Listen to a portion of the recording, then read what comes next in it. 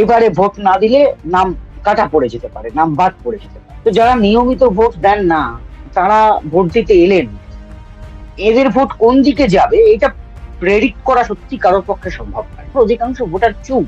BJP যেমন খুব নিশ্চিত যে এর একটা বড় অংশ পরিবর্তনের পক্ষে যাবে, তৃণমূলের জন্য এই লড়াই 2021-এর থেকে অনেক বেশি কঠিন।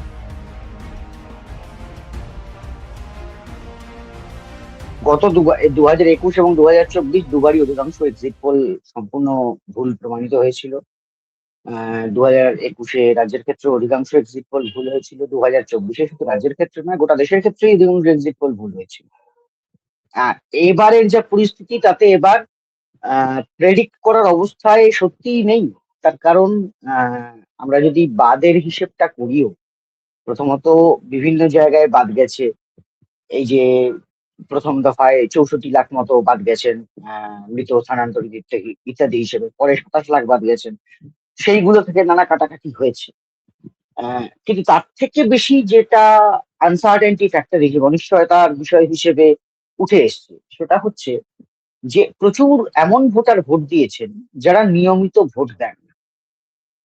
মানে এদের ভোটটা থাকে, এরা আছেন, কিন্তু এরা ভোট দিতে যান না। তাদের মধ্যে কেউ হয়তো মাইগ্রেন্ট লেবার, কেউ হয়তো জাস্ট বাড়িতেই থাকেন, কেউ হয়তো বাইরে চাকরি করেন অন্য কিছু, কিন্তু তারা ভোটটা দিতে আসেন না। অন্তত গত দুটো বিধানসভা নির্বাচনে যদি আমরা দেখি, দুটো বড় নির্বাচনে, যে 2021 সালে আমাদের এখানে 7,34,00,000 ভোটার ছিল, তার মধ্যে 5,96,00,000 ভোট দিয়েছিলেন।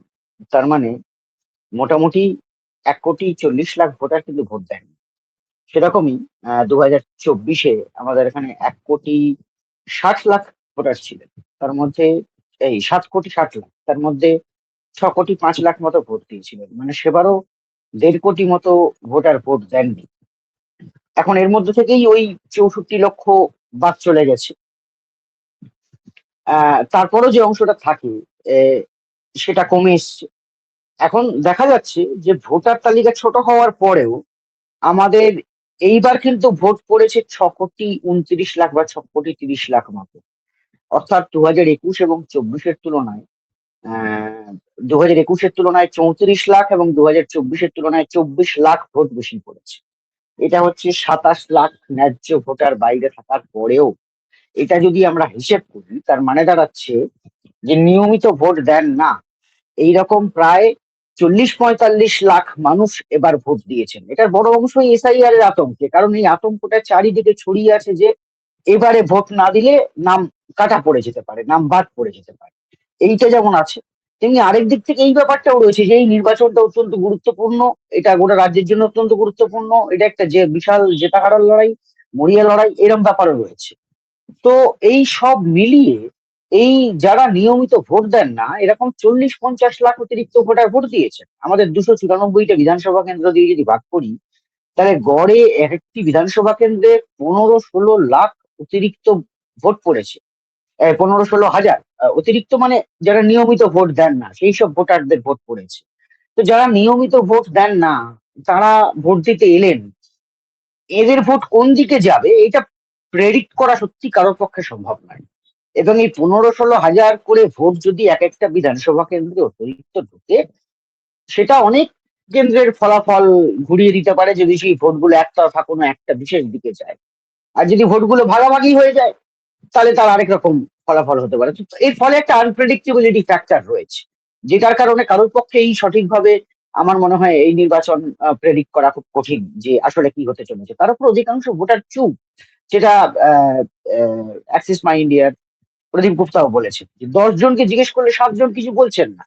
3 জনের বক্তব্যের ভিত্তিতে আমি কি করে বুঝে নেবো? এটা তো সত্যি, এটা উনি যেটা বলছেন সেটা আমরাও দেখেছি। 10 জনকে জিজ্ঞেস করলে 6 জন 7 জন কোনো কথা বলছেন, তারা চুপ থাকছে। তো ফলে মানুষের মনে কি আছে সেটা বোঝা খুব মুশকিল এইবার। একে মানুষ চুপ, তার উপর যারা নিয়মিত ভোট দেন না সেরকম একটা বিপুল সংখ্যক ভোটার ভোট দিতে এসছেন। তৃণমূল মনে করছে, বা বাম কংগ্রেসও মনে করছে যে এরা সবাই এসআইআর বিরোধী হবেন, যেহেতু এসআইআর এর আতঙ্কে এরা ভোট দিতে আসছেন। বিজেপি মনে করছে যে এরা সবাই মোটেও এসআইআর বিরোধী হবেন না। বিজেপি মনে করছেন অনেক আহ এমন হিন্দু ভোটার আছেন যারা বিভিন্ন সময় ভোট দিতেন না আলস্যে বা নানা কারণে, কিন্তু এবার পশ্চিমবঙ্গকে পশ্চিমবঙ্গে হিন্দুদের বাঁচাতে হবে এই জায়গা থেকে, বা মমতা সরকারকে ফেলতেই হবে এই জায়গা থেকে তারা ভোট দিতে এসছে। বিভিন্ন রকম দল বিভিন্ন রকম মনে করছে, সমস্ত রকম সম্ভাবনাই আছে। ফলে 4 তারিখের আগে কিন্তু নির্দিষ্টভাবে কারোর পক্ষেই সত্যি বলা সম্ভব নয় যে ফলাফলটা কি হতে চলেছে। আমার সেটাই ধারণা। অনেক অনেক রকম গেস করতে পারেন, আমরাও বিভিন্ন রকম গেস করছি, আমরা সবাই বিভিন্ন রকম গেস করছি, কিন্তু হিসেবটা অ্যাকচুয়ালি করার মতো জায়গায় নেই। ওই আনপ্রেডিক্টেবিলিটি ফ্যাক্টরটা রয়ে গেছে।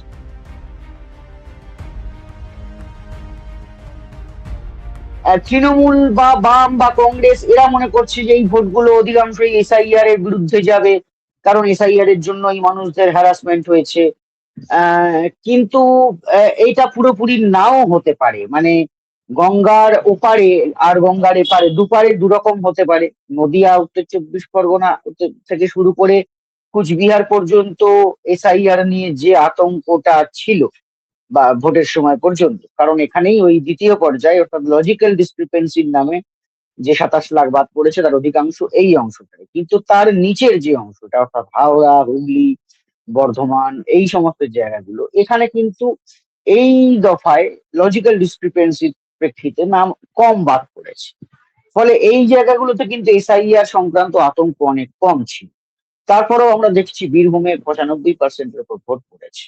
আহ, তো ফলে এই ফ্যাক্টর গুলো রয়েছে এখানে। সবটাই এসআইআর এর বিরুদ্ধে যাবে কিনা এটা আগাম প্রেডিক্ট করা প্রায় সম্ভব নয়। বিজেপি যেমন খুব নিশ্চিত যে এর একটা বড় অংশ পরিবর্তনের পক্ষে যাবে, বিজেপি যে দাবি করছে সেই দাবিটা উড়িয়ে দেওয়ার কোনো জায়গা এই মুহূর্তে স্ট্যাটিস্টিক্যালি নেই। কারণ বলছি না যে 15 থেকে 16 হাজার ভোটার যারা নিয়মিত ভোট দেন না তারা ভোট দিতে এসছেন এক একটা কেন্দ্রে, এদের মনে কি আছে সেটা কে বলতে পারে? এবার সত্যিই বলার জায়গায় নেই।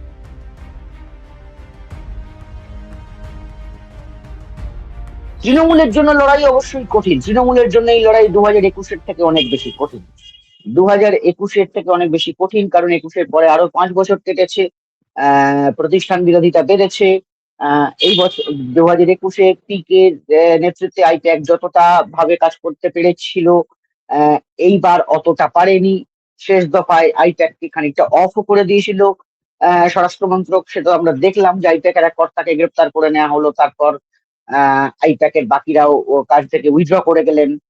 যদিও আমরা যা শুনছি যে পুরোপুরি উইথড্র হয়তো করেননি, কিছু কিছু লোক হয়তো কাজ করছিলেন তলায় তলায়, কিন্তু যাই হোক যে ফুল সাপোর্টটা ছিল সেই ফুল সাপোর্টটা তো সরে গেছিল।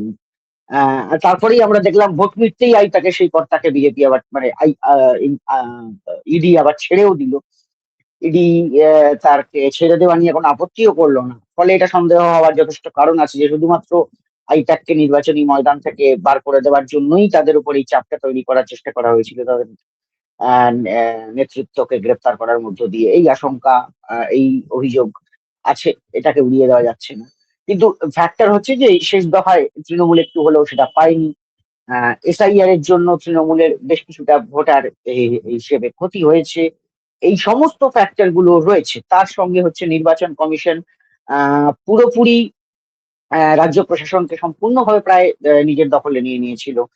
একেবারে মুখ্য সচিব, ডিজি থেকে স্বরাষ্ট্র সচিব সমস্ত থানা, ওসি, বিডিও পর্যন্ত চেঞ্জ হয়েছে, জয়েন্ট বিডিও পর্যন্ত চেঞ্জ হয়েছে। এই রকম একটা পরিস্থিতিতে প্রচুর সেনাবাহিনীর সামনে তৃণমূল নিশ্চিতভাবেই তার সব থেকে কঠিন আহ, ইয়ে, লড়াইটা ফেস করেছে এই বছর। এখন সেটা তৃণমূল কতটা বুথ লেভেলে সেই লড়াই দিতে পেরেছে সেটা আমরা 4 তারিখ দেখতে পাবো। কিন্তু এ বিষয়ে কোনো সন্দেহ নেই যে এটাই তাদের কঠিনতম লড়াই ছিল।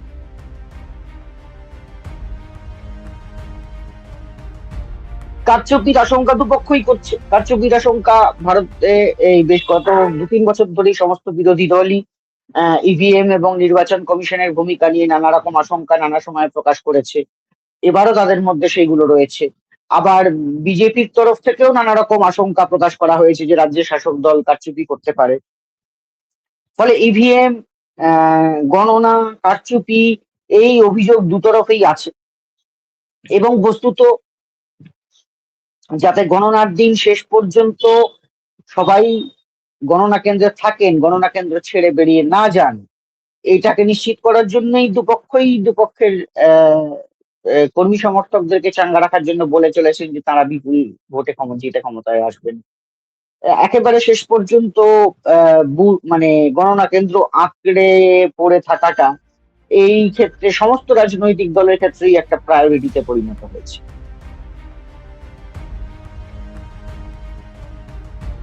না, এক্সিট পোল নিয়ে প্রচার হচ্ছে কারণ মানুষের একটা ইয়ে থাকে, আগ্রহ থাকে। এক্সিট পোল গুলো অনেকদিন ধরেই হচ্ছে। এক্সিট পোল গুলো এখনো বিজ্ঞান হিসেবে ঠিক ঠিক মানে পুরোপুরি বৈজ্ঞানিক জায়গায় আসেনি। তারা বৈজ্ঞানিক বিভিন্ন রকম আহ চেষ্টা পদ্ধতি নিয়ে একটা করার চেষ্টা করেন, কিন্তু আমরা দেখেছি যে বহু ক্ষেত্রেই বহু ক্ষেত্রেই তা মেলে না। মেলান এর কোনো নিশ্চয়তা নেই কার মিলবে কার মিলবে না, কিন্তু মানুষের মধ্যে একটা আগ্রহ থাকে। যতদিন যাচ্ছে তত এক্সিট পোল করার সংস্থার সংখ্যা বাড়ছে, ফলে আরো বেশি ভ্যারিয়েশন আসছে সংখ্যাতে। এবারও আমরা দেখছি একটা বিশাল বৈচিত্র্য। আহ, যদিও বড় সংখ্যক এক্সিট পোলই বিজেপিকে এগিয়ে রাখছে। কেউ কেউ তো বিজেপিকে 180-90 অব্দি সংখ্যা দিচ্ছে। আহ, আবার উল্টো দিকে কেউ কেউ তৃণমূলকেও 170-80 অব্দি সংখ্যা দিচ্ছে। আবার অনেকে খুব ক্লোজ কন্টেস্ট হিসেবেও দেখাচ্ছে। এটা থেকে বোঝা যাচ্ছে যে বিভিন্ন আহ, যে সমীক্ষাকারী সংস্থা তাদের মধ্যে একটা ব্যাপক পার্থক্য আছে। তারা কিভাবে নির্বাচনকে বুঝেছে সেই হিসেবে।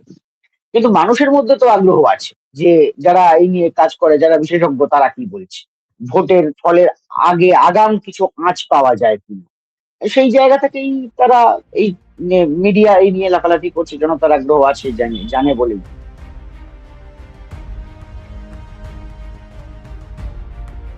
না না, এগুলো সবকটারই নানা রকম প্রভাব থাকবে। তবে সেটা সম্ভবত আমরা মানে রেজাল্ট বেরোনোর আগে পর্যন্ত, ফলাফল ঠিক কোথায় কি হচ্ছে বিস্তারিত ফলাফল দেখার আগে পর্যন্ত বোঝা সম্ভব নয় যে কোনটা ডমিনেন্স পেল। এটা তার আগে থেকে বলা সম্ভব নয়।